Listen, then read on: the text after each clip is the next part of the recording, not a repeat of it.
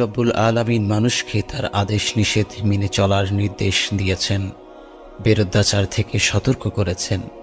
রাসূলুল্লাহ সাল্লাল্লাহু আলাইহি ওয়াসাল্লাম বলেন, দুনিয়ার আগুনের অনুরূপ আরও ৬৯ গুণ তাপ তাতে বৃদ্ধি করা হবে। কোরআনে কারিমে আল্লাহ তাআলা বলেন, বাম পার্শ্বস্থ লোক কত না হতভাগা তারা থাকবে প্রখর বাষ্পে, উত্তপ্ত পানিতে এবং ধূম্রকুঞ্জের ছায়ায়, যা শীতল নয় এবং আরামদায়ক নয়। অর্থাৎ বাম পার্শ্বস্থ লোক তারাই যারা দুনিয়াতে সত্য বিমুখ ছিল। কিয়ামতের দিন তাদের আমলনামা বাম হাতে দেওয়া হবে। হাসরের মাঠে তাদের অবস্থান হবে বাম দিকে। প্রচণ্ড উত্তাপে তারা সময় অতিবাহিত করবে। তীব্র উত্তাপে তাদের দেহের চামড়া খসে পড়বে। জাহান্নামে তারা গরম পুঁজ পান করবে। তাদের উপরে থাকবে কালো ধোঁয়া। কোরআনে কারিমে আল্লাহ তাআলা বলেছেন, আর যার আমলনামা তার বাম হাতে দেওয়া হবে, সে বলবে, হায়, আমার যদি আমলনামা নাই দেওয়া হতো, আমি যদি না জানতাম আমার হিসাব, হায়, আমার মৃত্যুই যদি শেষ হতো, আমার ধন সম্পদ আমার কোনো কাজেই আসলো না, আমার ক্ষমতা ও বরবাদ হয়ে গেল। ফেরেশতাদেরকে বলা হবে, ধরো একে ধরে গলায় বেড়ি পরিয়ে দাও, অতঃপর নিক্ষেপ করো জাহান্নামে, অতঃপর তাকে শৃঙ্খলিত করো ৭০ গজ দীর্ঘ এক শিকলে। নিশ্চয়ই সে আল্লাহতে বিশ্বাসী ছিল না। আর আমলনামা যার বাম হাতে দেওয়া হবে, সে আফসোস করবে, বলবে, হায়, আমলনামা যদি নাই দেওয়া হতো, আমার মৃত্যুই যদি শেষ হতো। দুনিয়াতে অন্যদের উপর তাদের ক্ষমতা ও আধিপত্য ছিল। তারা মনে করত আমি বড় একজন। আজ সেই ক্ষমতা আধিপত্য কোনো কাজই আসলো না। আজ আযাব থেকে রক্ষা পাওয়ার মতো আমার হাতে কোনো সনদ নেই। ফেরেশতাদেরকে আদেশ করা হবে, এই অপরাধীকে ধরো এবং তার গলায় বেড়ি পরিয়ে দাও। কোনো কোনো রেওয়ায়েতে আছে যে এই আদেশ উচ্চারিত হলে সব প্রাচীর ইত্যাদি সমস্ত বস্তু তাকে ধরার জন্য তৎপর হয়ে যাবে। তারপর বলা হবে, তাকে ৭০ গজ দীর্ঘ শিকলে শৃঙ্খলিত করো। মুফাসসিরগণ এর তাফসির এভাবেই করেছেন যে মতির অথবা তাসবির দানা গ্রাথিত্ব করার ন্যায় শিকল দেহে বিদ্ধ করে অপর দিক থেকে বের করা হবে। পবিত্র কোরআনে ইরশাদ হয়েছে, এটা আল্লাহ তাআলার প্রজ্বলিত অগ্নি, যা হৃদয় পর্যন্ত পৌঁছাবে। অর্থাৎ জাহান্নামের এই আগুন হৃদয় পর্যন্ত গ্রাস করবে। প্রত্যেক আগুনের একটা বৈশিষ্ট্য, যা কিছু তাতে পতিত হয় তার সকল অংশ জ্বলে পুড়ে ছাই হয়ে যায়। মানুষ সেই আগুনে নিক্ষিপ্ত হলে তার সকল অঙ্গ প্রত্যঙ্গ সহ হৃদয়ে জ্বলে যাবে। এখানে জাহান্নামের আগুনের এই বৈশিষ্ট্য উদ্দেশ্য করার কারণ এই যে, দুনিয়ার আগুন মানুষের দেহে লাগলে হৃদয় পর্যন্ত পৌঁছার আগেই মৃত্যু হয়ে যায়। জাহান্নামে মৃত্যু নেই, কাজেই জীবিত অবস্থাতেই হৃদয় পর্যন্ত আগুন পৌঁছাবে এবং হৃদয় দহনের তীব্র যন্ত্রণা জীবিত অবস্থায় মানুষ অনুভব করবে। জাহান্নামের আগুন কখনোই নির্বাপিত হবে না, তার উত্তাপ কখনোই কমবে না। প্রতিনিয়ত আগুনের তাপ বৃদ্ধি করা হবে। জাহান্নামের আয়তন বিশাল। কোরআনে কারিমে আল্লাহ তাআলা বলেন, যেদিন আমি জাহান্নামকে জিজ্ঞেস করব, তুমি কি পূর্ণ হয়ে গেছো? সে বলবে, আরো আছে কি? ৭০,০০০ লাগাম থাকবে তার। প্রত্যেকটি লাগামকে ৭০,০০০ ফেরেশতা টেনে ধরে নিয়ে আসবে। চিন্তা করে দেখুন তো, জাহান্নামের আয়তন কত বিশাল হলে এত অধিক সংখ্যক ফেরেশতা তাকে টেনে নিয়ে আসবে। জাহান্নাম হলো অতি অন্ধকারময় সুগভীর এক গহ্বর। রাসূলুল্লাহ সাল্লাল্লাহু আলাইহি ওয়াসাল্লাম বলেন, জাহান্নামে যদি একটি পাথর নিক্ষেপ করা হয়, তাহলে জাহান্নামের তলাতে গিয়ে পৌঁছাতে ৭০ বছর সময় লাগবে।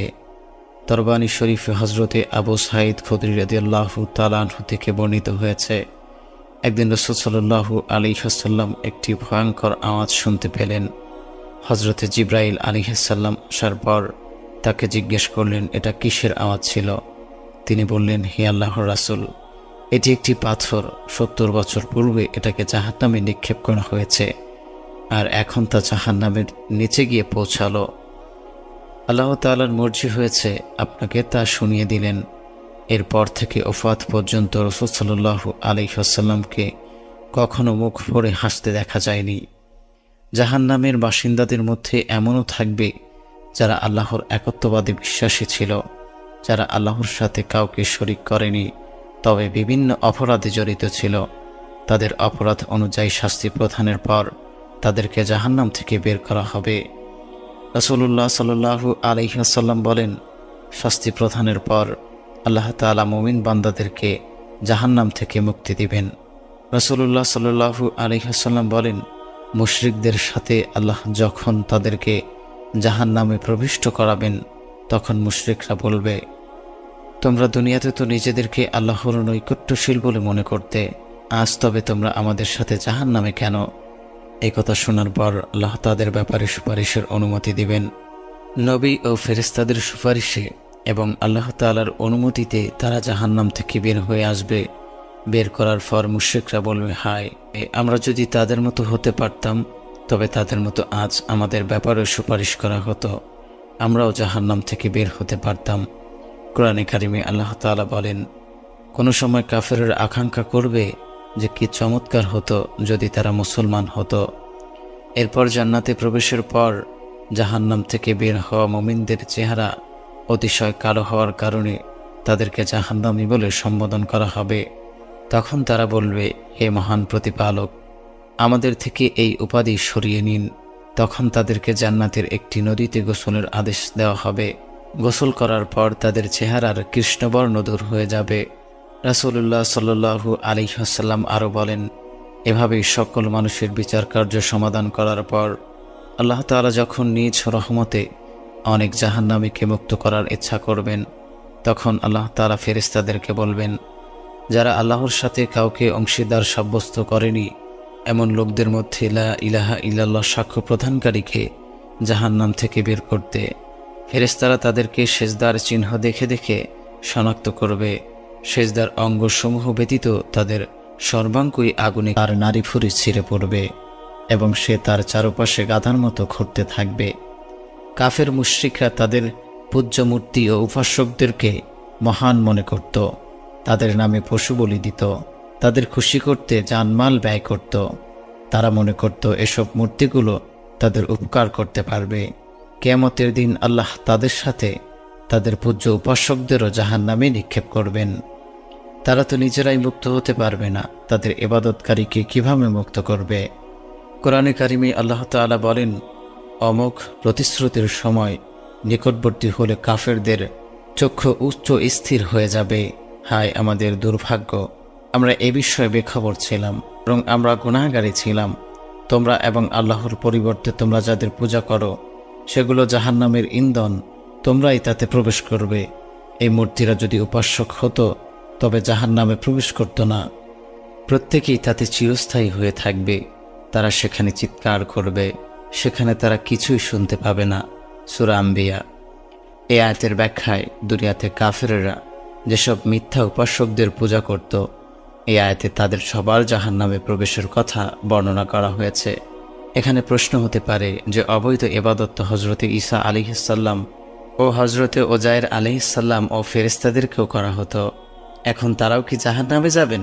তাফসিরে কুরতুবী এক রিওয়ায়াতে এই প্রশ্নের জবাব প্রসঙ্গে হযরত ইবনে আব্বাস রাদিয়াল্লাহু তাআলা আনহু বলেন, কোরআনে পাকের একটি আয়াত সম্পর্কে অনেকেই প্রশ্ন করে, কিন্তু আশ্চর্যের বিষয় এই যে এ সম্পর্কে আমাকে কেউ জিজ্ঞেস করে না।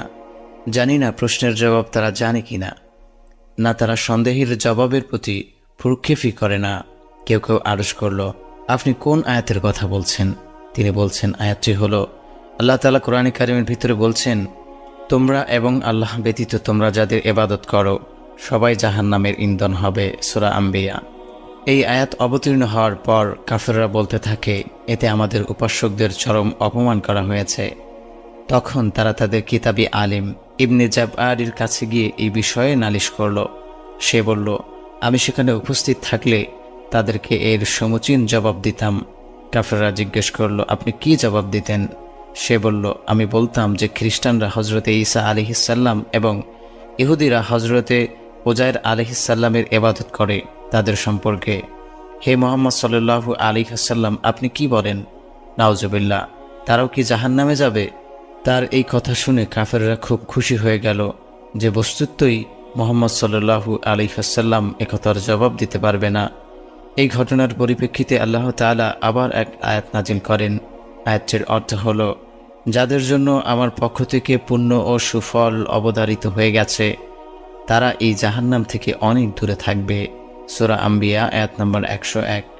পরের আয়াতে আল্লাহ তাআলা বলেন, তারা তা ক্ষীণতম শব্দ শুনবে না এবং তারা তাদের মনের বাসনা অনুযায়ী চিরকাল বসবাস করবে।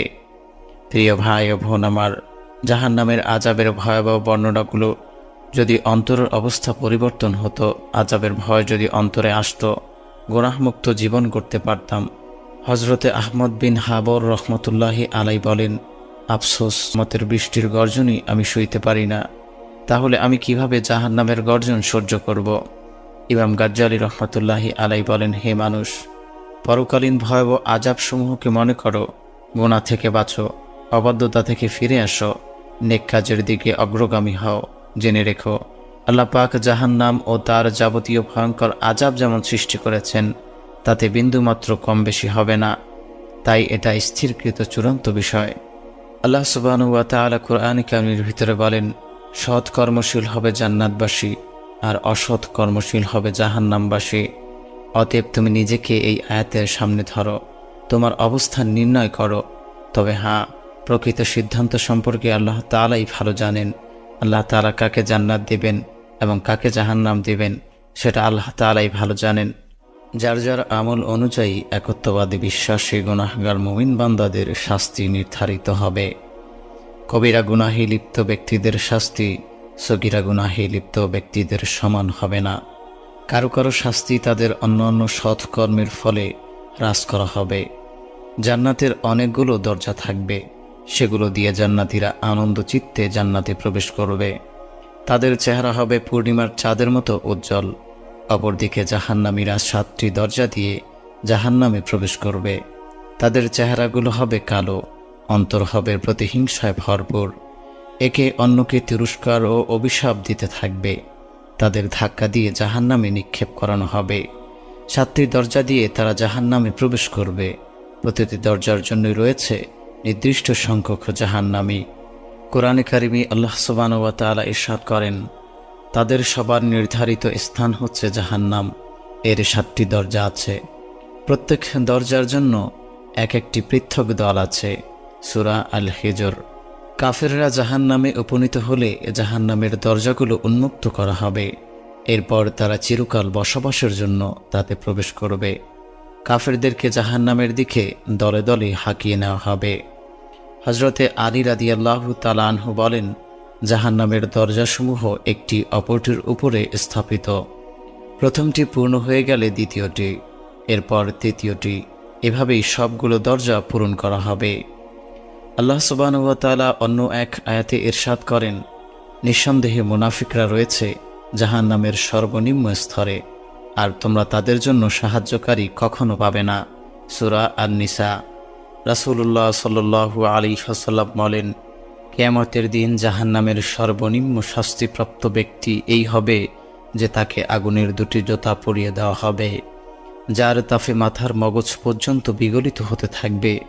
কারো কারো অন্যান্য শাস্তিসহ হাঁটু পর্যন্ত আগুন প্রজ্বলিত থাকবে, আর কাউকে আগুনের চাদর পরিয়ে দেওয়া হবে। কারো চোয়াল পর্যন্ত আগুন প্রজ্বলিত থাকবে, আবার কেউ কেউ আগুনের ভেতরে নিমজ্জিত থাকবে। মোট কথা হলো, জাহান্নামের অনেক স্তর থাকবে। স্তর বিশেষ জাহান্নামীদের শাস্তিতে তারতম্য ঘটবে। এটি আল্লাহ তাআলার ন্যায়পরায়ণতার নিদর্শন। কাফেরদের শাস্তিতেও তারতম্য থাকবে। একজন কাফের যে আল্লাহর সাথে শরীক করেছে, নবী রাসূলদের অমান্য করেছে, আল্লাহকে ছেড়ে শয়তানের অনুগত হয়ে শাস্তি তারতম্য আছে। এ কারণেই চাচা আবু তালিবের শাস্তি হবে অতি অল্প। সেই স্বল্পের মাত্রা হবে জাহান্নামে তাকে 2টি আগুনের জোতা পরিয়ে দেওয়া হবে, যার তাফে তার মস্তিষ্ক পর্যন্ত বিগলিত হয়ে যাবে। রাসূলুল্লাহ সাল্লাল্লাহু আলাইহি ওয়াসাল্লাম জাহান্নামীদের শাস্তির বিবরণ দিতে গিয়ে সর্বনিম্ন শাস্তিপ্রাপ্ত ব্যক্তির অবস্থা বর্ণনা করেছেন। রাসূলুল্লাহ সাল্লাল্লাহু আলাইহি ওয়াসাল্লাম বলেন, জাহান্নামের সর্বনিম্ন শাস্তিপ্রাপ্ত ব্যক্তিকে আগুনের 2টি জোতা পরিয়ে দেওয়া হবে, যার তাফে তার মস্তিষ্ক পর্যন্ত বিগলিত হয়ে যাবে। একদা হযরতে আব্বাস রাদিয়াল্লাহু তাআলা আনহু রাসূল সাল্লাল্লাহু আলাইহি ওয়াসাল্লামকে উদ্দেশ্য করে বলেন, হে আল্লাহর রাসূল, আবু তালিবের কোনো উপকার করতে পেরেছেন কি? সে তো আপনাকে আশ্রয় দিত, আপনার রক্ষণাবেক্ষণ করত। তখন রাসূলুল্লাহ সাল্লাল্লাহু আলাইহি ওয়াসাল্লাম বলেন, হ্যাঁ, সে জাহান্নামের উপরিভাগে অবস্থান করছে, অন্যথায় তার স্থান জাহান্নামের সর্বনিম্ন গহরে হতো। আল্লাহ তাআলার নিকট আমল গৃহীত হওয়ার একমাত্র শর্ত হল ইসলাম। পবিত্র কোরআনে কারিমে আল্লাহ সুবহানাহু ওয়া তাআলা বলেন, যেই লোক ইসলাম ছাড়া অন্য কোনো ধর্ম তালাশ করে কশিন কালেও তা গ্রহণ করা হবে না এবং আখিরাতে সে হবে ক্ষতিগ্রস্ত। সূরা আল ইমরান। আল্লাহ তাআলার নিকট কাফেরদের কোনো আমলই গ্রহণযোগ্য নয়। তাদের আমল কখনো তাদেরকে জাহান্নাম থেকে মুক্ত করতে পারবে না, তবে শাস্তির মাত্রা লঘু করতে পারে, যেমনটি আবু তালিবের ক্ষেত্রে হয়েছে। কেননা সে মুসলমান না হওয়া সত্ত্বেও নবী করিম সাল্লাল্লাহু আলাইহি ওয়াসাল্লামকে বিভিন্ন ক্ষেত্রে সহায়তা করার কারণে তার শাস্তি হ্রাস করা হয়েছে। তবে কখনোই সে জান্নাতে প্রবেশ করতে পারবে না, জাহান্নাম থেকে মুক্ত হতে পারবে না। কোরআনে কারিমে আল্লাহ সুবহানাহু ওয়া তাআলা বলেন, নিশ্চয়ই যে ব্যক্তি আল্লাহর সাথে অংশীদার স্থির করে, আল্লাহ তার জন্য জান্নাত হারাম করে দেন এবং তার বাসস্থান হয় জাহান্নাম। অত্যাচারীদের কোনো সাহায্যকারী নেই। সূরা মাইদা আয়াত নম্বর ৭২। প্রিয় ভাই, পরকালের সুদীর্ঘ জীবনের তুলনায় দুনিয়ার দৃষ্টান্ত হল সমুদ্রের পানিতে কারো আঙ্গুল ডুবিয়ে বের করা হলে আঙ্গুলের অগ্রভাগে যতটুকু পানি অবশিষ্ট থাকে সেই সামান্য পানি। সেই দিন মানুষ জাহান্নামের শাস্তি প্রত্যক্ষ করার পর দুনিয়াতে ভোগ করা সকল ভোগ বিলাস ভুলে যাবে। তারপর কুফরের কারণে তারা চরম অনুতাপ ও নিদারুণ পরিতাপ করতে থাকবে। রাসূলুল্লাহ সাল্লাল্লাহু আলাইহি ওয়াসাল্লাম বলেন, কিয়ামতের দিন জাহান্নামের সর্বনিম্ন শাস্তিপ্রাপ্ত ব্যক্তিকে আল্লাহ তাআলা বলবেন, দুনিয়াতে যদি তোমার কিছু থাকতো তবে তুমি তা পরিশোধ করে জাহান্নাম থেকে বের হতে চাইতে না? সে বলবে, হ্যাঁ। আল্লাহ তাআলা বলবেন, তুমি আদমের ঔরসে থাকার সময়ই তোমার কাছে এর চেয়ে সামান্য বিনিময় চেয়েছিলাম যে আমার সাথে কাউকে শরীক করো না, কিন্তু তুমি তা না মেনে আমার সাথে অংশীদার সাব্যস্ত করেছ। জাহান্নামীদের জন্য উপরের নিচের সব দিকেই বিশাল বিশাল স্তূপকৃত অগ্নিকুণ্ড থাকবে। তাদের আকৃতি ও অবয়ব হবে কালো ও কুৎসিত, চেহারা হবে অতিশয় বিভৎস, অন্তর হবে অনুতপ্ত। এই শাস্তি তারা পেতে থাকবে আল্লাহ ও তার রাসূলের মিথ্যারোপ করা, আল্লাহর সাথে অংশীদার সাব্যস্ত করা এবং আল্লাহর কিতাবসমূহ অস্বীকার করার ফলে। জাহান্নামীদের দেহ হবে বিরাট আকার। তাদের দেহ এত বিশাল হয়ে যাবে যে যার নির্ধারিত আয়তন আল্লাহ ছাড়া কেউই জানে না। রাসূলুল্লাহ সাল্লাল্লাহু আলাইহি ওয়াসাল্লাম বলেন, জাহান্নামী কাফেরদের দাঁত উহুদ পাহাড় সদৃশ্য বিরাট আকার হবে এবং তাদের চামড়া ঘনত্ব 3 দিন ভ্রমণস্থলের সমান হবে। আরেক হাদিসে আছে, রাসূলুল্লাহ সাল্লাল্লাহু আলাইহি ওয়াসাল্লাম বলেন, কাফেরদের 2 কাঁধের মধ্যস্থল দ্রুতগামী আরোহী 3 দিনের ভ্রমণস্থলের সমান হবে। যন্ত্রণাদায়ক কঠিন আযাব ভোগের ফলে তাদের দেহগুলো কালো কুৎসিত হয়ে যাবে। কোরআনে কারিমে আল্লাহ সুবহানাহু ওয়া তাআলা বলেন, এবং যাদের পাল্লা হালকা হবে তারাই নিজেদের ক্ষতি সাধন করেছে, তারা জাহান্নামেই চিরকাল থাকবে। আগুন তাদের মুখমণ্ডল দগ্ধ করবে এবং তারা তাতে বিভৎস আকার ধারণ করবে। সূরা মুমিনুন। এই আয়াতের ব্যাখ্যায় রাসূল সাল্লাল্লাহু আলাইহি ওয়াসাল্লাম বলেন, তাদের মুখমণ্ডল এরকমভাবে দগ্ধ হবে যে উপরের ঠোঁট আগুনের উত্তাপে মাথার মধ্যস্থলে চলে যাবে, নিচের ঠোঁট নাভি পর্যন্ত নেমে যাবে। নাউজুবিল্লাহ। প্রিয় ভাই, কিয়ামতের দিন কাফের ও জাহান্নামীদের সার্বিক দুরবস্থার বিবরণ দিয়ে আল্লাহ সুবহানাহু ওয়া তাআলা আমাদেরকে সতর্ক করেছেন যেন আমরা কুফর ও অন্যায় থেকে তওবা করে পরিপূর্ণভাবে আল্লাহর আনুগত্য করি। সুতরাং মুমিন মাত্রই এই সকল ভয়াবহ আযাব থেকে পরিত্রাণ পেতে সচেষ্ট হওয়া এবং একনিষ্ঠভাবে আল্লাহর অনুগত বান্দা হয়ে যাওয়া, কেননা আল্লাহ তাআলার শাস্তি বড়ই কঠিন, যা কখনোই প্রতিহত হওয়ার নয়। আল্লাহ তাআলা আমাদের সংশোধন হওয়ার তৌফিক দান করুন। প্রিয় ভাই, জাহান্নামীদের খাদ্য ও পানীয় কেমন হবে? হ্যাঁ, অপরাধীরা জাহান্নামে চিৎকার করতে থাকবে। সেখানে তারা ক্ষুধার্ত হবে, তৃষ্ণার্ত হবে, বিকট চিৎকার করতে থাকবে। ফলে তাদের ক্ষুধা তৃষ্ণা নিবারণের জন্য খাদ্য ও পানীয় দেওয়া হবে। এমন সব খাদ্য দেওয়া হবে যার মাধ্যমে তাদের শাস্তির মাত্রা আরও বৃদ্ধি পাবে। সেটিও হবে এক প্রকার আযাব। হামিম জাহান্নামের আগুনের তাপে অতি উত্তপ্ত ফুটন্ত পানি, যা পান করার সাথে সাথে জাহান্নামীদের পেটের নাড়ি ভুঁড়ি গলে যাবে, দেহের চামড়া খসে পড়বে, পাকস্থলী বেরিয়ে যাবে। কোরআনে কারিমে আল্লাহ সুবহানাহু ওয়া তাআলা বলেন, যারা জাহান্নামে অনন্তকাল থাকবে এবং যাদেরকে পান করতে দেওয়া হবে ফুটন্ত পানি, অতঃপর তা তাদের নাড়ি ভুঁড়ি ছিন্ন ভিন্ন করে দেবে। সূরা মুহাম্মদ।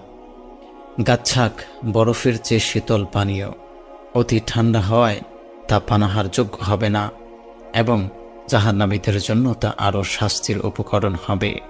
কোরআনে কারিমে আল্লাহ সুবহানাহু ওয়া তাআলা বলেন, তার পেছনে জাহান্নাম রয়েছে, তাতে পোঁছ মেশানো পানি পান করানো হবে। ঠোক গিলে তা পান করবে এবং গলার ভেতর তা প্রবেশ করতে পারবে না। প্রত্যেক দিক থেকে তার কাছে মৃত্যু আগমন করবে এবং সে মরবে না।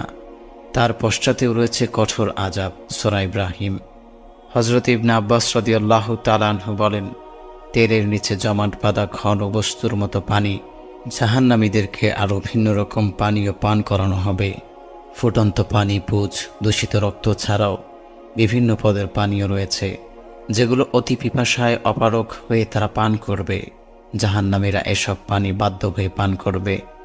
এক ঢোক করে, অতি দুর্গন্ধযুক্ত ও বিষাদের ফলে গলদরকরণ করতে নিদারুণ কষ্ট হবে। পান করার সাথে সাথে পাকস্থলী বিচ্ছিন্ন হয়ে যাবে।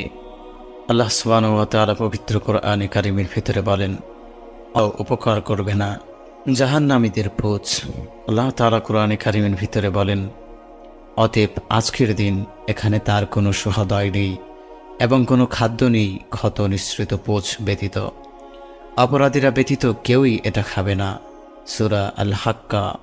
সুতরাং কিয়ামতের দিন কাফেররা কোনো বন্ধু পাবে না, প্রিয়জন খুঁজে পাবে না, কেউই তাদেরকে কঠিন শাস্তি থেকে বাঁচাতে পারবে না। সেদিন সকলেই নিজেকে নিয়ে ব্যস্ত থাকবে। জাহান্নামে সেদিন তারা পচা রক্ত ও গলিত পোঁছ ব্যতীত আহারের কিছুই পাবে না।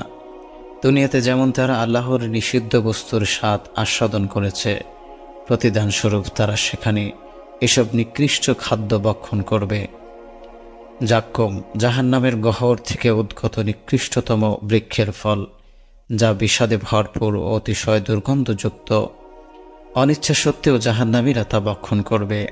আল্লাহ সুবহানাহু ওয়া তাআলা পবিত্র কোরআনে কারিমের ভিতরে বলেন, তোমরা অবশ্যই ভক্ষণ করবে জাক্কুম বৃক্ষ থেকে, অতঃপর তা ধারা উদর পূর্ণ করবে, অতঃপর তার উপর পান করবে উত্তপ্ত পানি, পান করবে পিপাসার্ত উটের ন্যায়। কিয়ামতের দিন এটাই হবে তাদের আপ্যায়ন। সূরা ওয়াকিয়া। রাসূলুল্লাহ সাল্লাল্লাহু আলাইহি ওয়াসাল্লামের পবিত্র জবানে যেভাবে বর্ণিত হয়েছে জাক্কুমের কদর্যতা ও নিকৃষ্টতা, একদা রাসূল সাল্লাল্লাহু আলাইহি ওয়াসাল্লাম নিম্নোক্ত আয়াত পাঠ করে বলেন, হে ঈমানদারগণ, আল্লাহকে যেমন ভয় করা উচিত ঠিক তেমনি ভয় করতে থাকো এবং অবশ্যই মুসলমান না হয়ে মৃত্যুবরণ করো না। সূরা আল ইমরান। এরপর রাসূল সাল্লাল্লাহু আলাইহি ওয়াসাল্লাম বললেন, ওই সত্তার কসম যার হাতে আমার প্রাণ আছে, যদি জাক্কুমের এক ফোঁটাও পৃথিবীতে কোনো সাগরে নিপতিত হতো তবে সমুদ্রকূল বিনষ্ট হয়ে যেত। জাহান্নামের গহ্বর থেকে উদ্গত জাক্কুম ফল, যা বিষাদে ভরপুর ও অতিশয় দুর্গন্ধযুক্ত। অনিচ্ছা সত্ত্বেও জাহান্নামীরা তা ভক্ষণ করবে। জাহান্নামে তারা নানা প্রকার শাস্তির সম্মুখীন হবে, তবে কখনো তারা মৃত্যুবরণ করবে না। চিরস্থায়ী জাহান্নামের আগুনে নিমজ্জিত থাকবে। শাস্তির মাত্রা ও ধরন প্রতিনিয়ত তীব্র থেকে তীব্রতর হতে থাকবে। আল্লাহ সুবহানাহু ওয়া তাআলা আমাদেরকে জাহান্নাম থেকে রক্ষা করুন। প্রিয় ভাই, চিন্তা করুন সেই দিন কি দুর্দশাই না হবে যদি আমলনামার ত্রুটি হয়ে থাকে। হযরতে আবু হুরায়রা রাদিয়াল্লাহু তাআলা আনহু বলেন, একদা রাসূল সাল্লাল্লাহু আলাইহি ওয়াসাল্লাম বলেন, বলতে পারো নিঃস্ব সম্বলহীন কাকে বলি? আমরা বললাম, ইয়া রাসূলুল্লাহ, আমাদের বিবেচনায় তো নিঃস্ব সম্বলহীন তাকেই বলি যে ব্যক্তির টাকা কড়ি ধন সম্পদ বলতে কিছুই নেই। রাসূলুল্লাহ সাল্লাল্লাহু আলাইহি ওয়াসাল্লাম বললেন, আমার উম্মতদের মধ্যে প্রকৃত নিঃস্ব সম্বলহীন হলো সেই ব্যক্তি যে কাল কিয়ামতের দিন নামাজ, রোজা, যাকাত, সদকা প্রভৃতি আমল নিয়ে হাজির হবে, কিন্তু সে কাউকে কষ্ট দিয়েছিল, সে কাউকে গালমন্দ করেছিল, কাউকে চারিত্রিক অপবাদ দিয়েছিল, অন্যায়ভাবে কারো মাল ভক্ষণ করেছিল, কারো রক্ত ঝরিয়েছিল, কাউকে প্রহার করেছিল। ফলে ওই সমস্ত জুলুমকে তার নেকিসমূহ বন্টন করে দেওয়া হবে, তাদের ক্ষতিপূরণের আগেই যদি তার নেকিসমূহ শেষ হয়ে যায়, তবে তাদের গুনাহসমূহ তার উপরে চাপিয়ে দেওয়া হবে এবং পরিণামে তাকে জাহান্নামের আগুনে নিক্ষেপ করা হবে। আমার নেকগুলো ক্ষতিপূরণ হিসেবে নিয়ে যাবে। হে মানুষ, আল্লাহর আশ্রয় প্রার্থনা করো। তোমার অবস্থা যদি সেদিন সঙ্গীন হয়, তাহলে সেই দুর্দশার জন্য তুমিই দায়ী। তোমার আমলনামায় যদি এমন কোনো গুনাহ থাকে যাকে তুমি গুনাহ মনে করনি, তুমি ভেবেছিলে তুচ্ছ, অথচ তা আল্লাহর নিকট খুবই সঙ্গীন, তাহলে আল্লাহ পাক তোমার প্রতি রাগান্বিত হয়ে বলবেন, হে নিকৃষ্ট বান্দা, তোর উপরে আমার লানত, আমি তোমার ইবাদত কবুলই করব না। এই ঘোষণা তুমি শোনার সঙ্গে সঙ্গে তোমার চেহারা কালো বর্ণ হয়ে যাবে। অতঃপর আল্লাহকে রাগান্বিত দেখে ফেরেশতাগণও তোমার উপর ক্ষেপে যাবে এবং বলবে, তোমার উপর আমাদের লানত এবং সমগ্র মাকলুকাতের লানত।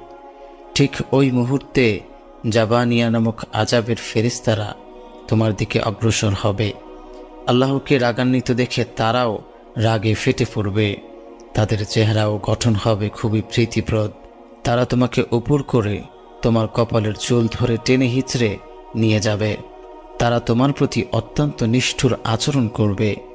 অন্যান্য লোকেরা তোমার কালো কুচরে চেহারা এবং তোমার লাঞ্ছনা ও অপমান দেখতে থাকবে, আর তুমি বলবে, হায় হায় হায় বরবাদি বলে চিৎকার করতে থাকবে।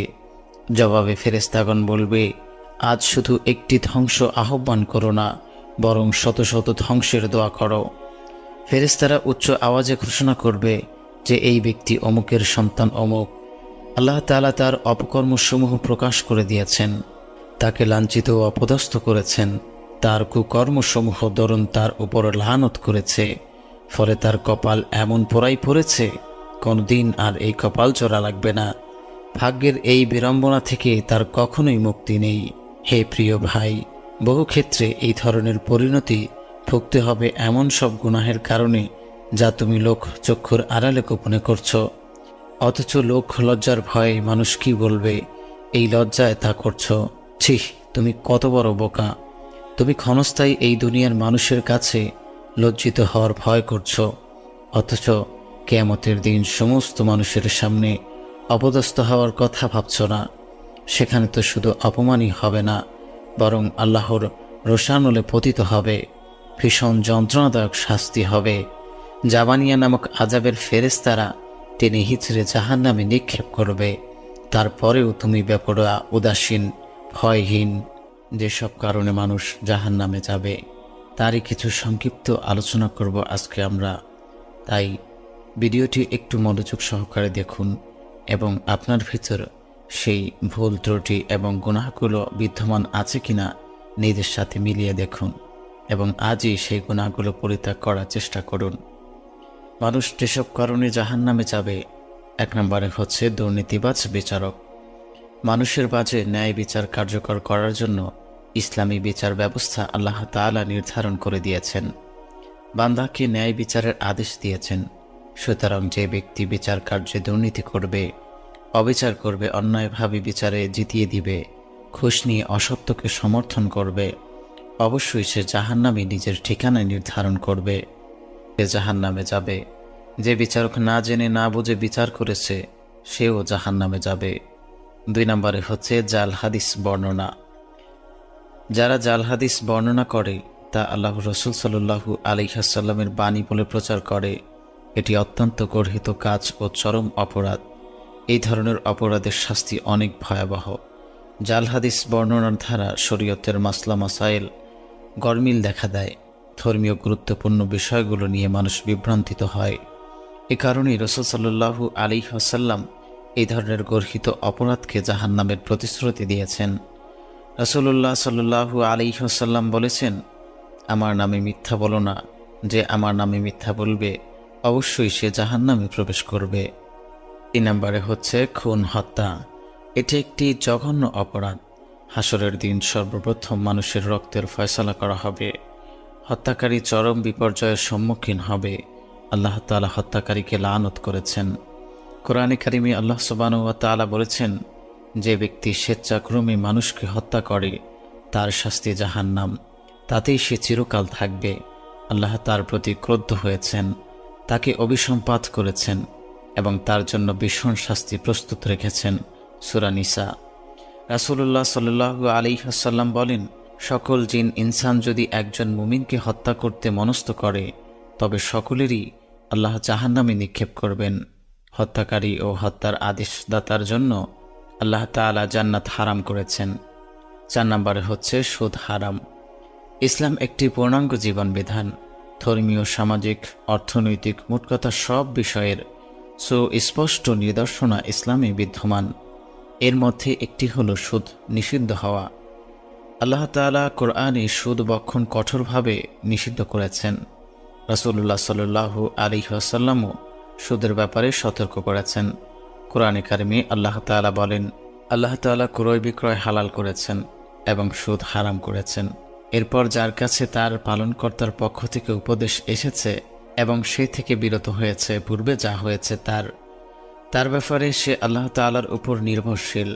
আর যারা পুনরায় সুদ নেয় তারাই জাহান্নামে যাবে, তারা সেখানে চিরকাল অবস্থান করবে।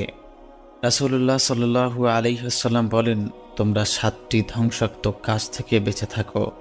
সকলেই জিজ্ঞেস করলেন, সেগুলো কি আল্লাহর রাসূল? রাসূলুল্লাহ সাল্লাল্লাহু আলাইহি ওয়াসাল্লাম বললেন, আল্লাহর সঙ্গে শিরিক, জাদু, অন্যায়ভাবে আল্লাহর নিষিদ্ধ পন্থায় কোনো মানুষকে হত্যা করা এবং সুদ ভক্ষণ করা। 5 নম্বরে হচ্ছে অন্যের সম্পদ জবরদখল। আল্লাহ তাআলা পবিত্র কোরআনে কারীমের ভিতরে বলেছেন, হে ঈমানদারগণ, তোমরা একে অপরের সম্পদ অন্যায়ভাবে গ্রাস করো না। কেবল তোমাদের পরস্পরের সম্মতিক্রমে যে ব্যবসা করা হয় তা বৈধ। আর তোমরা নিজেদের কাউকে হত্যা করো না। নিঃসন্দেহে আল্লাহ তাআলা তোমাদের প্রতি দয়ালু। আর যে কেউ সীমালঙ্ঘন কিংবা জুলুমের বশতবর্তী হয়ে এরূপ করবে তাকে খুব শীঘ্রই আগুনে নিক্ষেপ করা হবে। এটা আল্লাহর পক্ষে খুবই সহজ। একটি নিয়ে কেউ যদি টানাটানি করে, আমি তাকে জাহান্নামে নিক্ষেপ করব। আরেক হাদিসে আছে, অহংকারী ও দাম্ভিকদের মানব আকৃতি বজায় রেখে ক্ষুদ্র ক্ষুদ্র পিপীলিকার আকারে হাসরের ময়দানে উপস্থিত করা হবে। সর্বদিক থেকে তাদের উপর লাঞ্ছনাবাণ নিক্ষিপ্ত হতে থাকবে। তাদেরকে জাহান্নামের জখম ও ফোড়ার পুঁজ ও দুর্গন্ধময় রক্ত পান করানো হবে। 11 নম্বরে হচ্ছে বেনামাজির শাস্তি। নামাজ সমস্ত ইবাদতের মধ্যে শ্রেষ্ঠতম এবং অপরিসীম গুরুত্বপূর্ণ ইবাদত। আল্লাহ তাআলা মুমিনদের নামাজের প্রতি আহ্বান করেছেন। এতে রয়েছে সর্বপ্রকার আমল ও জিকির। সুতরাং নামাজের মাধ্যমে আল্লাহ তাআলার ইবাদত করা মূলত সর্বদিক ইবাদতের স্বাদ গ্রহণ করা। কোরআনে কারিমে আল্লাহ সুবহানাহু ওয়া তাআলা বলেন, আর যারা অদেখা বিষয়ের উপর বিশ্বাস স্থাপন করে এবং নামাজ প্রতিষ্ঠা করে, আর আমি তাদেরকে যে রিজিক দান করেছি তা থেকে ব্যয় করে। তিরমিজি শরীফে বর্ণিত হয়েছে, সাহাবায়ে কেরামগণ যাবতীয় আমলের মধ্যে একমাত্র নামাজ ব্যতীত অন্য কোনো আমল ত্যাগ করাকে কুফরি বলে মনে করতেন না। রাসূলুল্লাহ সাল্লাল্লাহু আলাইহি ওয়াসাল্লাম বলেন, কুফর ও ঈমানের মধ্যে পার্থক্য হয় নামাজের ধারা। সুতরাং যে নামাজ ত্যাগ করল সে শিরিক করল। তরবানী শরীফে বর্ণিত হয়েছে, যার আমানতদারিতা নেই তার পূর্ণ ঈমান নাই, আর যার নামাজ নেই তার দিন বলতে কিছুই নেই। বস্তুত দিনের জন্য নামাজের গুরুত্ব এমন যেমন শরীরের জন্য মাথার গুরুত্ব। হযরতে আবু দারদা রাদিয়াল্লাহু তাআলা আনহু বর্ণিত, তিনি বলেন, রাসূল সাল্লাল্লাহু আলাইহি ওয়াসাল্লাম আমাকে নসিহত করেছেন, আল্লাহর সাথে কাউকে শরীক করো না। এমনকি যদি তোমাকে কেটে খণ্ড বিখণ্ড করে দেওয়া হয় বা আগুনে জ্বালানো হয় অথবা শুলিতে চড়ানো হয়, ফরজ নামাজ ত্যাগ করো না। যে ব্যক্তি ইচ্ছাকৃত নামাজ ত্যাগ করে তার বিষয়ে আমার কোনো দায়িত্ব থাকবে না। মদ পান করো না, কারণ তার সকল পাপাচারের মূল। হযরতে ইবনে আব্বাস রাদিয়াল্লাহু তাআলা আনহুর শেষ বয়সের চোখের দৃষ্টিশক্তি কমে গিয়েছিল। তখন চিকিৎসক বলল, আপনি যদি কয়েকদিনের জন্য নামাজ থেকে বিরত থাকতেন তবে আমরা আপনার চিকিৎসা সেরে ফেলতাম। এই কথা শুনে হযরতে আব্দুল্লাহ ইবনে আব্বাস রাদিয়াল্লাহু তাআলা আনহু বললেন, যে নামাজ ত্যাগ করবে কিয়ামতের দিন সে আল্লাহ তাআলার সঙ্গে এমন অবস্থা সাক্ষাৎ করবে যে আল্লাহ তাআলা তার উপরে খুব রাগান্বিত থাকবেন। তরবানী শরীফে বর্ণিত হয়েছে, কিয়ামতের দিন সর্বপ্রথম বান্দাকে যে বিষয় জিজ্ঞেস করা হবে তা হলো নামাজ। নামাজের হিসেব নিকাশে যদি তাকে সঠিক পাওয়া যায় তবে সে কামিয়াব, আর যদি নামাজের হিসাবে কোনো গলদ থাকে তবে সে ক্ষতিগ্রস্ত ও ধ্বংসপ্রাপ্ত হবে। কোরআনে কারিমে আল্লাহ সুবহানাহু ওয়া তাআলা বলেন, অপরাধীদের সম্পর্কে বলবে, তোমাদেরকে কিসে জাহান্নামে দাখিল করেছে? তারা বলবে, আমরা নামাজ পড়তাম না, অভাবগ্রস্তদের আহার দিতাম না, আমরা সমালোচকদের সাথে সমালোচনা করতাম, অর্থাৎ যারা ইসলামকে বিলুপ্ত করার চেষ্টারত ছিল তাদের সাথে আমরাও ছিলাম। বেনামাজির শাস্তি সম্পর্কে হাদিস শরীফে বলা হয়েছে, কিয়ামতের দিন বেনামাজির মুখমণ্ডলে নিম্নোক্ত 3টি বাক্য লেখা থাকবে। 1 নম্বরে হচ্ছে, ওহে আল্লাহর হক, তার হিসাব নেওয়া হবে। 2 নম্বরে হচ্ছে, বেনামাজি আল্লাহ তাআলার ক্রোধে পতিত হবে। 3 নম্বরে হচ্ছে, বহু অপমানে তাকে জাহান্নামে নিক্ষেপ করা হবে। বর্ণিত হয়েছে, রাসূল সাল্লাল্লাহু আলাইহি ওয়াসাল্লাম একদা সাহাবায়ে কেরামকে বললেন, তোমরা আল্লাহ তাআলার দরবারে এই মর্মে দোয়া করো, আয় আল্লাহ, আমাদের মধ্যে কাউকে হতভাগা ও বঞ্চিত করো না। তারপর রাসূল সাল্লাল্লাহু আলাইহি ওয়াসাল্লাম নিজেই জিজ্ঞেস করলেন, তোমরা কি জানো হতভাগা ও বঞ্চিত কারা? সাহাবায়ে কেরাম আরজ করলেন, আল্লাহ ও তার রাসূলই ভালো জানেন। রাসূল সাল্লাল্লাহু আলাইহি ওয়াসাল্লাম বললেন, নামাজ ত্যাগকারী ব্যক্তি হতভাগা ও বঞ্চিত। হাদিসে বর্ণিত আছে, কিয়ামতের দিন সর্বপ্রথম বেনামাজি লোকদের চেহারা কৃষ্ণবর্ণ ধারণ করবে। জাহান্নামে লামলাম নামক উপত্যকা আছে, সেখানে অসংখ্য সাপ রয়েছে। প্রত্যেকটি সাপ উটের ঘাড়ের মতো মোটা এবং 1 মাসের দূরত্ব পর্যন্ত লম্বা হবে। এগুলো বেনামাজিকে ধ্বংসন করতে থাকবে, যার বিষ 70 বছর পর্যন্ত উথলে উঠতে থাকবে, ফলে তাদের দেহ বিবর্ণ হয়ে যাবে। নামাজ আল্লাহ তাআলার হক, তারা কেবল আল্লাহর ইবাদত করবে, তার সঙ্গে কাউকে শরিক করবে না। নামাজ প্রতিষ্ঠা করবে, যাকাত আদায় করবে, অন্যান্য ইবাদতগুলো সযত্নে আদায় করবে। ইবাদত সমূহের মধ্যে সর্বপ্রথম হিসাব হবে নামাজের। রাসূলুল্লাহ সাল্লাল্লাহু আলাইহি ওয়াসাল্লাম বলেন, কিয়ামতের দিন বান্দার আমলের মধ্যে সর্বপ্রথম হিসাব হবে নামাজের। নামাজের হিসাব সঠিক হলে ব্যক্তি সফলকাম হবে, নামাজের হিসাবে ত্রুটি হলে ক্ষতিগ্রস্তদের অন্তর্ভুক্ত হয়ে যাবে। তবে যদি সামান্য ঘাটতি থাকে, তবে প্রতিপালক বলবেন, দেখো বান্দার কোনো নফল নামাজ বা নফল ইবাদত আছে কিনা, থাকলে সেগুলো দিয়ে ফরজ নামাজের ক্ষতিগুলো পূরণ করা হবে। এরপর অন্য সব আমলের হিসাব হবে। তাই আসুন আমরা নামাজের ব্যাপারে যত্নবান হই। কোরআনে কারিমে আল্লাহ তাআলা বলেন, অতএব বড় সর্বনাশ ওই সকল নামাজের জন্য যারা নিজেদের নামাজকে ভুলে থাকে। সূরা মাউন। হযরতে সাদ ইবনে আবি ওয়াক্কাস রাদিয়াল্লাহু তাআলা আনহু থেকে বর্ণিত, তিনি বলেন, আমি উক্ত আয়াতের মর্ম রাসূল সাল্লাল্লাহু আলাইহি ওয়াসাল্লামকে জিজ্ঞেস করেছিলাম। তিনি বলেছেন, এরা হলো ওইসব লোক যারা নির্ধারিত সময় পার করে নামাজ পড়ে। মুসাদ ইবনে সাহাব রহমতুল্লাহি আলাই বলেন, উক্ত আয়াত সম্পর্কে আমি আমার পিতাকে জিজ্ঞেস করেছিলাম, নামাজের ভুল ভ্রান্তি বা এদিকে সেদিকে চিন্তা করা থেকে তো আমরা কেউই মুক্ত নই, তাহলে আমরাও কি সেই পর্যায়ে পড়ব? জবাবে তিনি বললেন, আয়াতের অর্থ এই নয়, বরং এই আয়াতের ওইসব লোকদের কথা বলা হয়েছে যারা নামাজের নির্ধারিত সময় পার করে দেয়। তরবানি ও ইবনে শিব্বানে বর্ণিত হয়েছে, একদা রাসূল সাল্লাল্লাহু আলাইহি ওয়াসাল্লাম নামাজ প্রসঙ্গে বলেছেন, যে ব্যক্তি নামাজ হেফাজত করবে, কিয়ামতের দিন সেই নামাজ তার জন্য জ্যোতি, প্রমাণ ও মুক্তিস্বরূপ হবে, আর যে ব্যক্তি এর হেফাজত করবে না, তার জন্য তা জ্যোতি, প্রমাণ ও মুক্তিস্বরূপ হবে না। সুতরাং কিয়ামতের দিন সেই কারুন, ফেরাউন ও হামান এবং ওবাই ইবনে খলফের সাথে উঠবে। অপর এক বর্ণনা এসেছে, যে ব্যক্তি ইচ্ছা করে নামাজ ত্যাগ করবে, আল্লাহের আগুন, তাদেরকে মৃত্যুর আদেশও দেয়া হবে না যে তারা মরে যাবে, এবং তাদের শাস্তিও লাঘব করা হবে না। আমি প্রত্যেক অকৃতজ্ঞকে এভাবেই শাস্তি দিয়ে থাকি। সূরা ফাতির। অপরদিকে মুমিনগণ যখন জান্নাতে প্রবেশ করবে, জান্নাতের সুখ, শান্তি তথা যাবতীয় বিলাসিতায় তারা মগ্ন থাকবে। আল্লাহ তাআলার দর্শন লাভে ধন্য হবে। আল্লাহ তাআলা মুমিনদেরকে জান্নাতের অপরন্ত নিয়ামতের প্রতিশ্রুতি দান করেছেন। সেখানে তারা যা চাইবে তাই পাবে। তাদের 2 চোখ শীতল হবে, আশা পূরণ হবে। দুনিয়াতে যারা তাদের হাসি, ঠাট্টা, বিদ্রূপ করত, কষ্ট দিত, সেদিন আল্লাহ তাআলা তাদের দেখাবেন জাহান্নামীদের করুণ অবস্থা, জান্নাতীরা জাহান্নামীদেরকে দেখবে, পরিচিতদের দেখে চিনতে পারবে, জাহান্নামীরাও তাদের দেখবে, কথা বলবে।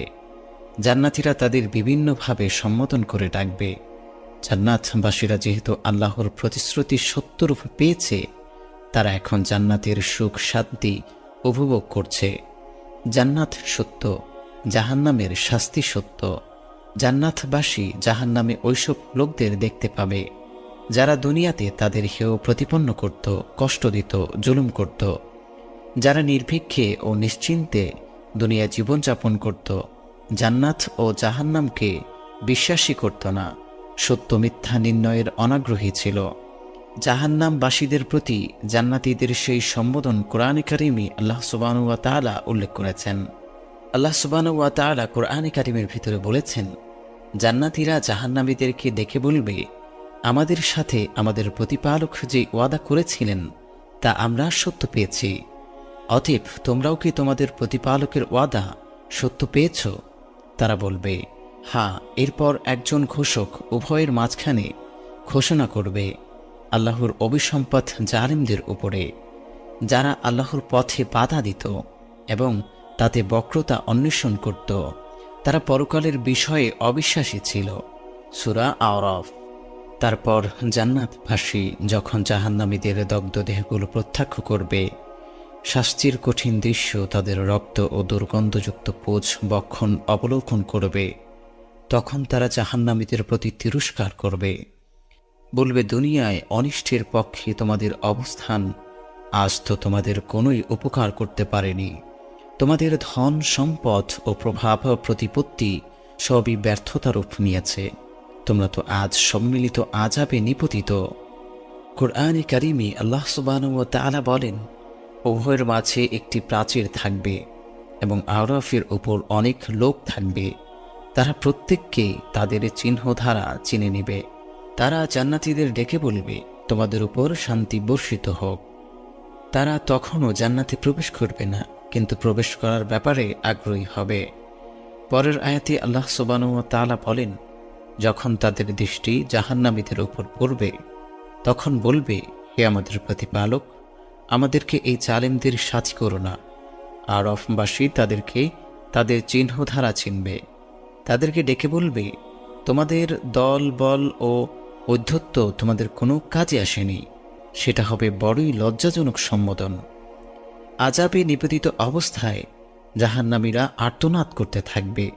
যখন ফুটন্ত পানি তাদের দেহে ঢালা হবে, জাকুমের সেই কাঁটাযুক্ত বিষাদ ফল বক্ষণ করে যন্ত্রণায় কাতরাতে থাকবে আর চিৎকার করে কাঁদবে, সেই সময় তারা জান্নাতবাসীদের ডেকে তাদের কাছে নির্মল পানি ও জান্নাতের খাদ্য কামনা করতে থাকবে। তখন জান্নাতীগণ প্রতিউত্তরে জাহান্নামীদেরকে বলবে, তোমরা বরং আগুনেই দগ্ধ হতে থাকো। তোমরাই তো সীমালঙ্ঘন করেছ, জীবনের মূল্যবান সময়গুলো নষ্ট করেছ, হেলায় ফেলায় জীবন পার করেছ, পরকালের শাস্তি অস্বীকার করেছ। সুতরাং আজ তোমরাই ক্ষতিগ্রস্ত ও লাঞ্ছিত। আল্লাহ সুবহানাহু ওয়া তাআলা পবিত্র কোরআনে কারিমের ভিতরে বলেছেন, জাহান্নামীরা জান্নাতীদেরকে ডেকে বলবে, আমাদের উপর সামান্য পানি নিক্ষেপ করো, অথবা আল্লাহ তোমাদেরকে যে রিজিক দিয়েছেন তা থেকে কিছু দাও। তারা বলবে, আল্লাহ এই উভয় বস্তু কাফেরদের জন্য নিষিদ্ধ করেছেন। তারা স্বীয় ধর্মকে খেল তামাশা বানিয়ে নিয়েছিল এবং পার্থিব জীবন তাদেরকে ধোঁকায় ফেলে রেখেছিল। অতএব আমি আজকে তাদের ভুলে যাব, যেমন তারা এই দিনের সাক্ষাৎকে ভুলে গিয়েছিল এবং যেমন তারা আয়াতসমূহকে অবিশ্বাস করত। সূরা আরাফ। কিভাবে তাদের সাক্ষাৎ হবে? তাফসিরে মারিফুল কোরআনে এই প্রশ্নের বিস্তারিত বিবরণ দেওয়া হয়েছে। জান্নাতীরা জান্নাতে এবং জাহান্নামীরা জাহান্নামে নিজ নিজ ঠিকানায় পৌঁছে গেলে উভয়ের মাঝে সব দিক দিয়ে বিরাট ব্যবধান হবে। কিন্তু এতটা সত্ত্বেও কোরআনে কারিমের অনেক আয়াত সাক্ষ্য দেয় যে উভয় স্থানের মাঝখানে এমন কিছু রাস্তা থাকবে যার ফলে একে অপরকে দেখতে পাবে এবং পরস্পরের মধ্যে কথাবার্তা ও প্রশ্নোত্তর হবে। সূরা সাফফাতে দুই ব্যক্তির কথাবার্তা বিস্তারিতভাবে উল্লেখ করা হয়েছে। তারা দুনিয়াতে একে অপরের সঙ্গে ছিল কিন্তু একজন ছিল মুসলিম, অপরজন ছিল কাফের। পরকালে যখন মুমিন জান্নাতে এবং কাফের জাহান্নামে চলে যাবে, তখন তারা একে অপরকে দেখবে এবং কথাবার্তা বলবে। বলা হয়েছে, জান্নাতি সাথী উকি দিয়ে জাহান্নামী সাথীকে দেখবে এবং তাকে জাহান্নামের মধ্যস্থলে পতিত পাবে। সে বলবে, হতভাগা, তোর ইচ্ছা ছিল আমিও তোর মতো বরবাদ হয়ে যাই। যদি মহান রব্বুল আলামিনের কৃপা না হতো, তবে আমিও তোর সাথে জাহান্নামে পড়ে থাকতাম। তুই আমাকে বলতি যে মৃত্যুর পর কোনো জীবন নেই, কোনো হিসাব নিকাশ হবে না। এখন দেখছি সব কিছু হচ্ছে। উপরোল্লিখিত আয়াতসমূহ ও পরবর্তী প্রায় 1 রুকু পর্যন্ত এই ধরনের কথাবার্তা ও প্রশ্নোত্তর বর্ণিত হয়েছে, যা জান্নাতি ও জাহান্নামীর মধ্যে হবে। জান্নাত ও জাহান্নামের মাঝখানে একে অপরকে দেখা ও কথাবার্তা বলার পথও প্রকৃতপক্ষে জাহান্নামীদের জন্য এক ধরনের আযাব হবে। চারদিক থেকে তাদের প্রতি অভিসম্পাত বর্ষিত হবে।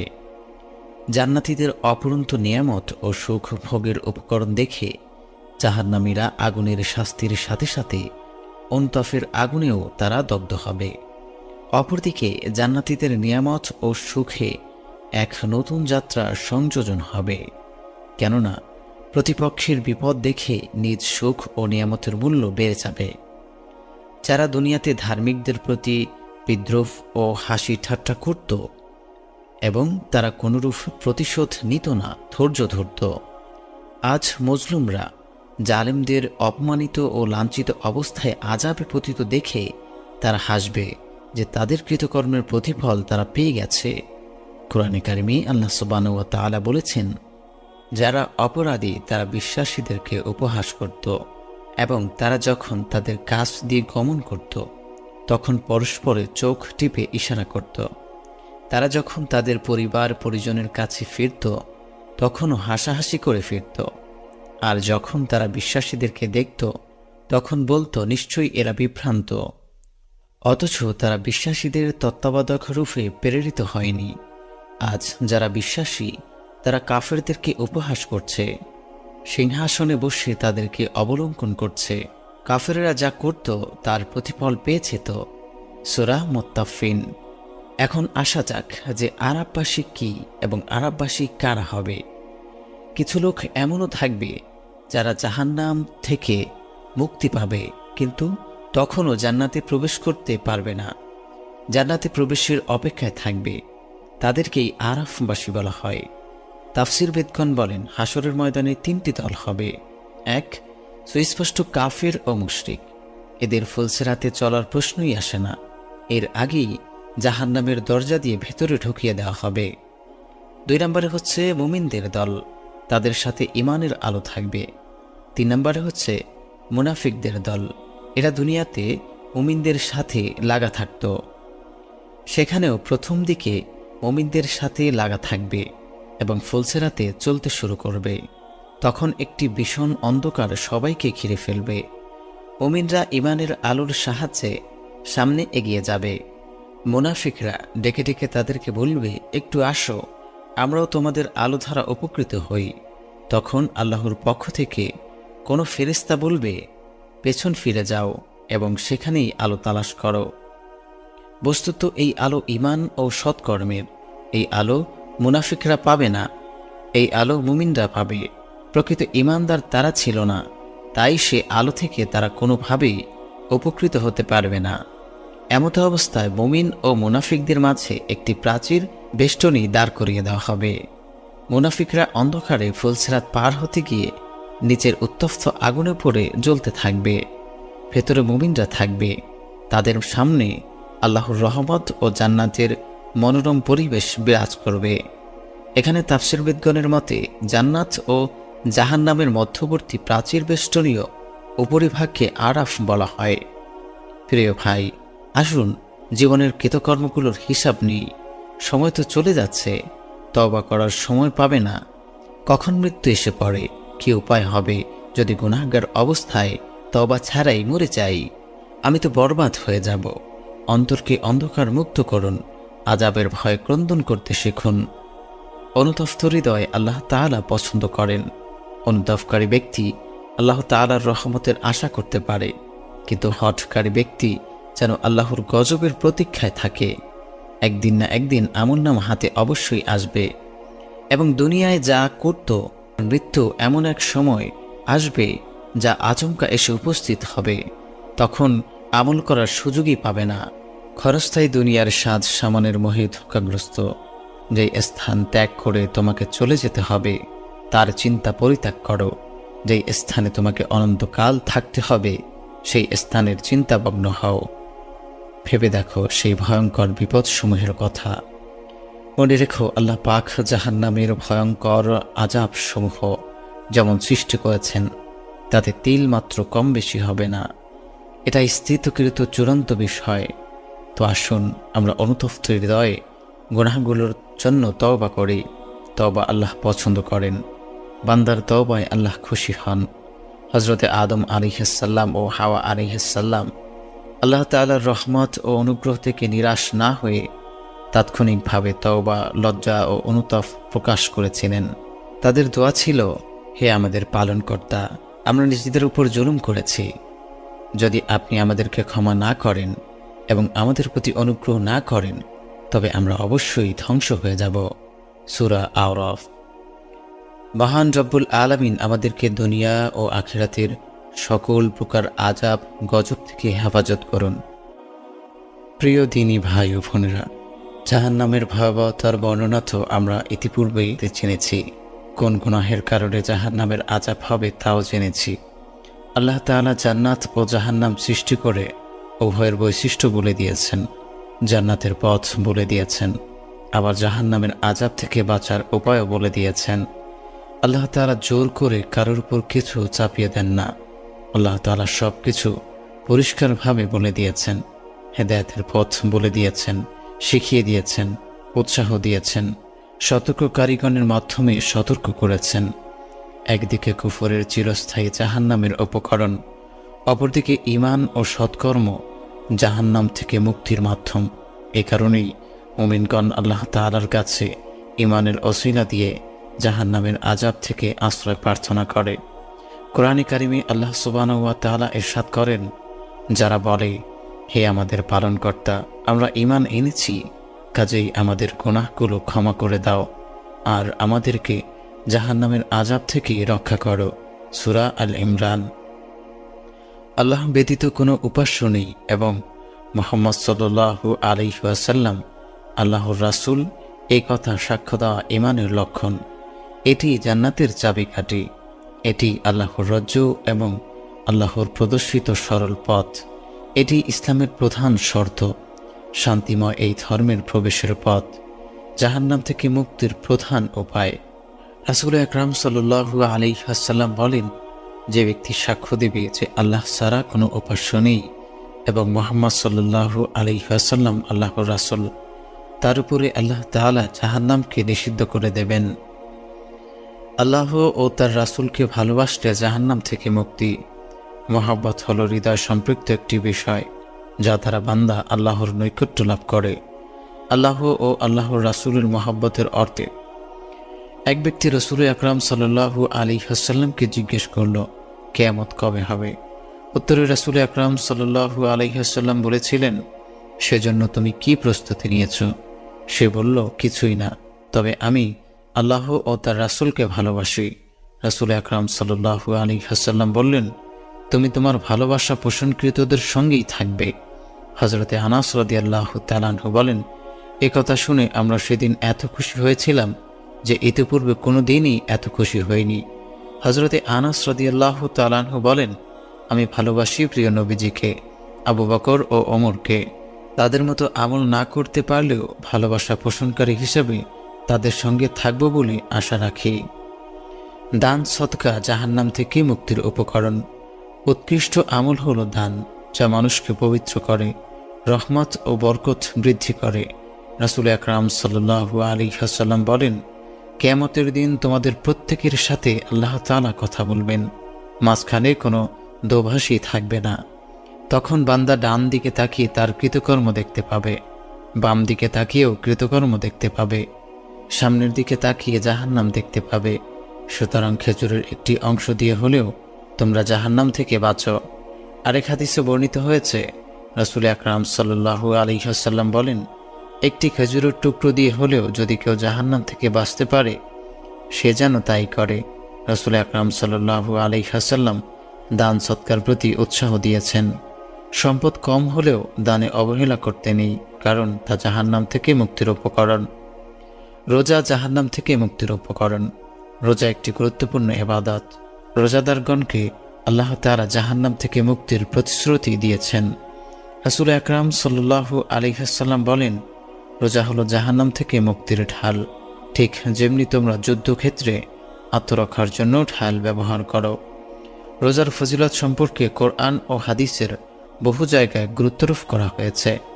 আমলের দিক থেকে রোজা যেমন অত্যাবশ্যকীয়, তেমনিভাবে আকীদাগতভাবেও মাহে রমজানের রোজার ফরজিয়াতের প্রতি ঈমান রাখা অপরিহার্য।